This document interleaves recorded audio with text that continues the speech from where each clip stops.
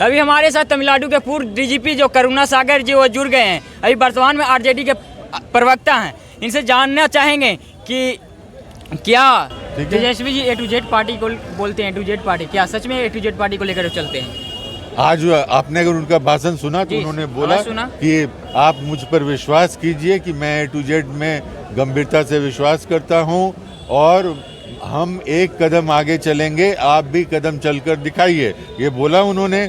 उन्होंने ये भी कहा कि पिछले विधान परिषद चुनाव में किस तरह से ब्रह्मर्षि समाज को प्राथमिकता दी गई और आने वाले चुनावों में भी ब्रह्मर्षि समाज को उचित भागीदारी मिलेगी।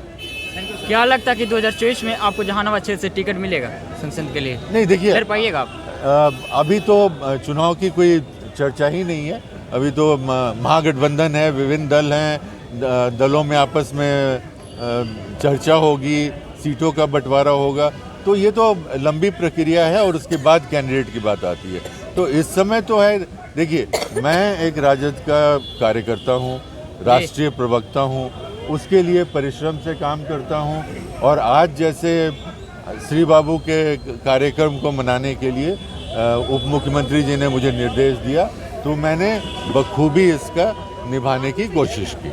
क्या लगता है कि 2024 में आपको समाज, भूमिहार समाज आरजेडी महागठबंधन को वोट कर पाएगी? देखिए, भूमिहार समाज एक बुद्धिजीवी समाज है जी। और बुद्धिजीवी समाज स्थिति को, परिस्थिति को, हर को तौलते हैं, समझते हैं और उसके आधार पर अपना निर्णय लेते हैं। तो आज जो पहल आरजेडी की तरफ से हो रही है, जो हमारे उप मुख्यमंत्री जो पहल कर रहे हैं, जो A to Z राजनीति की बात कर रहे हैं, तो और आपने जिस तरह से यहाँ पर ब्रह्मर्षि समाज का माहौल देखा, जितने जोश में थे, लगातार नारे कर रहे थे, तो जरूर जुड़ेंगे। और जैसा कहते हैं कि ताली दोनों हाथ से जुड़ती है, एक जैसा उप मुख्यमंत्री ने कहा कि एक कदम वो भी चलेंगे, दो कदम वो भी चलेंगे, एक कदम हम भी चलेंगे और आगे एक ऐसे बिहार का निर्माण करेंगे जिस बिहार में कोई विषमता ना हो। एक तरफ से भूमिहार समाज को जाति जनगणना का विरोध करते हैं, क्या कहना चाहेंगे? जातीय जनगणना का कौन विरोध करता है? भूमिहार समाज को जो विरोध करते हैं, पटना में काफी आंदोलन चला था। देखिए, जातीय जनगणना के बारे में समझने की जरूरत है जी कि ये जनगणना अंग्रेजों के समय में अक्सर हुआ करता था। पिछला हुआ था 1931 में जी। अब आप उसी आंकड़े को लेकर बैठे हैं।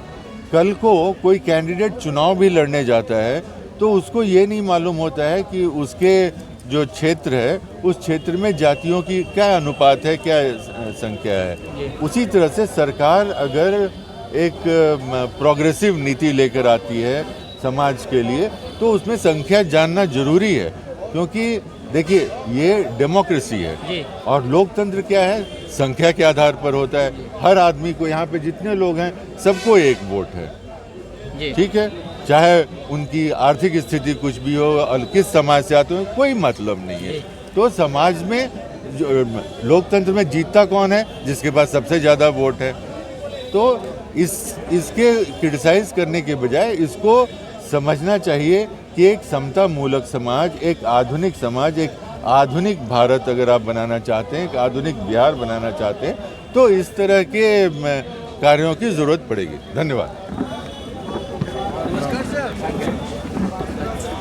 देखिए, हमारे साथ अभी पूर्व डीजीपी करुणा सागर जी थे, जो उन्होंने बाखूबी कह दिए कि डॉक्टर श्री आज कृष्ण श्री के जयंती था, जो पखवाड़े मनाया जाता है, 136वां जयंती था और पखवाड़ा 15 दिन के बाद मनाया जाता है। तो भूमिहार समाज के काफ़ी सारे क्षेत्र से यहाँ पे मौजूद थे और हमारे साथ पूर्व डीजीपी जुड़ चुके थे। उन्होंने बाखूबी क्या कहा आपने सुने होंगे। आप देख रहे मुख्य उद्देश्य। धन्यवाद।